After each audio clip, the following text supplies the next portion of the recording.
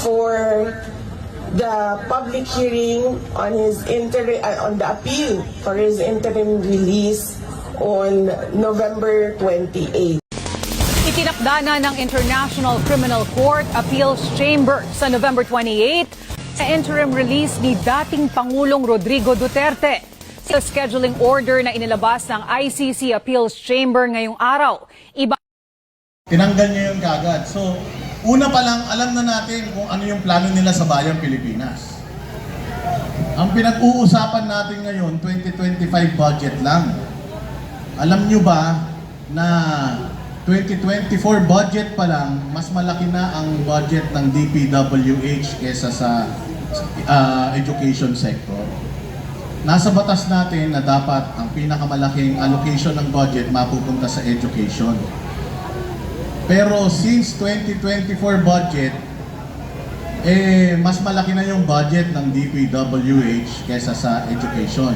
At naulit yan 2025. Sa tingin ba ninyo sa nangyayari sa Bayang Pilipinas ngayon, nagnakaw sila 2025 lang? Sa tingin ninyo? Sa tingin ninyo? Sabi niyo, hindi ako nagsabi ha. Si Kuya nagsasabi. 2023 pa lang daw, ninanakawan na tayo. 2023, 2024, 2025. Tandaan po natin, ng appropriations chairman na po niyan, committee chairman na po niyan, ay si Zaldico na. Siya na po.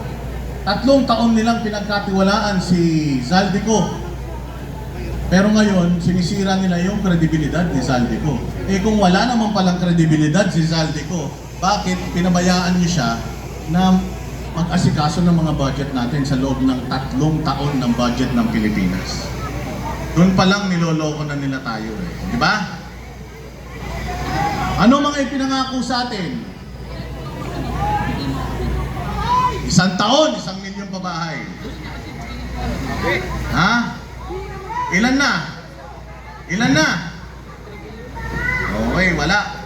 Wala pa daw ano. Yung totoong numero daw, hindi daw aabot ng 1 milyon. Ano pa? Yung ipinangako nila. Healthcare. Legacy daw nila ang healthcare. Pero, ninakaw yung pera ng PhilHealth. Ibalik daw yung 60 billion, pero 89 billion yung kinuha nila. Tapos yung 60 billion daw na ibabalik nila, kukunin sa savings ng iba-ibang ahensya. So mantakin mo, nagbayad na, nakakuha na sila ng pera na hindi sa kanila, nagbayad pa sila ng hindi rin sa kanila. Yan yung tinatawag na, ginisa tayo sa sarili nating mantika. Ano pa? Peace and order. May mga sumusukong drugs, pero walang drug lord. Okay ba yun? May mga sumusukong droga, nahuhuling droga, pero walang drug lord. Ha? Ang dami yung sa may alitagtag hanggang ngayon. Wala na. Pinakamalaking drug haul. Proud na proud sila. Pinakamalaking drug haul sa tanang history ng Pilipinas na huli nila sa administrasyon nila. Pero walang drug lord. Drugs lang. Paano yun? Doon pa lang, alam na natin, niloloko tayo Legacy daw nila ang edukasyon. Ilang classrooms ang nagawa nila ngayong taon. Ba't sabi nila si Inday Sara hindi daw magaling na DepEd Secretary? Kung sila sa loob ng 1 taon, 22 na classroom lang napagawa nila, talo sila ni Pastor Kibuloy. Alam niyo ba si Pastor Kibuloy mayroong high school na pinagawa dyan sa Tamayong sa Davao. Merong isang merong isang lugar dyan, barangay, na sobrang hirap. Hanggang elementary lang ang kayang abutin ng mga estudyante dyan. Ang ginawa ni Pastor Apollo Kibuloy, nagpagawa siya ng eskwelahan. Jose Maria High School. Nagpagawa siya dyan sa Tamayong City, Davao. Ngayon, yung mga estudyante doon, hindi na sila bababa sa syudad para mag-aral. Doon na mismo sa barangay nila, meron na silang eskwelahan. So may naiangat na kagad ni Pastor Apollo Kibuloy yung estado ng edukasyon diyan sa lugar na yan. Talo pa siya. May pera ng gobyerno, pero 22 classrooms. Patawarin mo siya.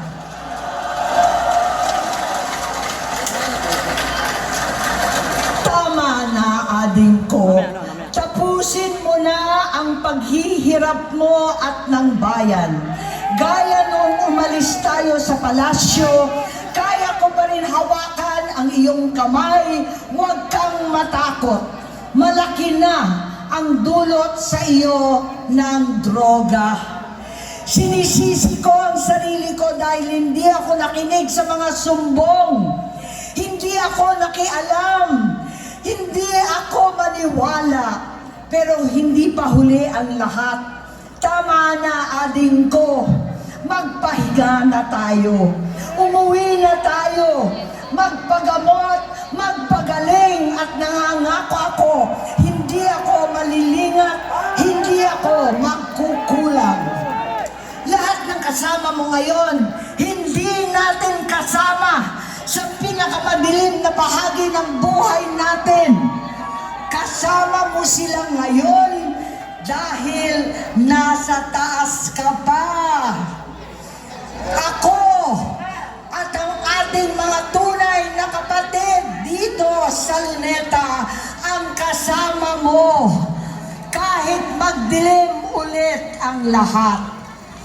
Talikuran mo ang iniisip at ibinubulong nilang ambisyon. Unahin na natin ang kalusugan mo dahil sa adiksyon nabigyan mo ng malubhang karamdaman ang buong bansang Pilipino. Matatanda na tayo, sakitan na si Mami, alagaan na lang natin ang isa't isa. Kaliwat kanan man ang panghuhusga sa akin, malinaw sa aking puso na dapat mauna ang Diyos, ang bayan, pamilya at sarili. Hanggang sa mga oras na ito, Bongit, gusto kong malaman mo na hindi kita sinusukuan. Hindi ko kakayanin kung mapapahamak ka. Kaya hinihingi ko na tayo'y umuwi na, mamahinga alang sa iyong kalusugan.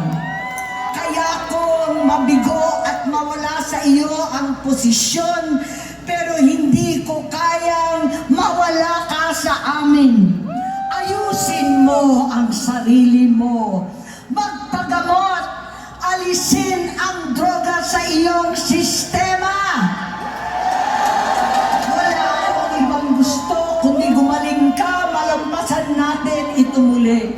Dahil wala akong ibang hinahangad bilang ate, kundi maging masaya ka, maging ligtas sa panganib, malusog, matagumpay sa buhay.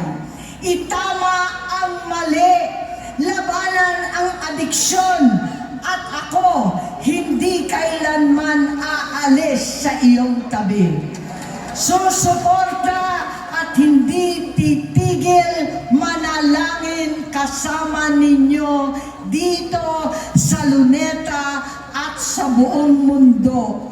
Dahil iyon naman ang tungkulin at ibig sabihin ng salitang kapatid. Kapatid, mabuhay kayong magkakapatid. Maraming salamat po, Senator Amy Marcos. Hello mga kababayan!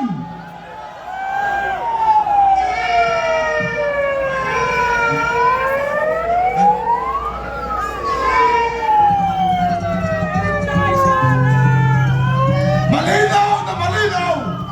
Hindi karapat-dapat ang ating Pangulo, mga kababayan! Tayo ay nanindag, tayo ay nagdagdagslan ng taong ating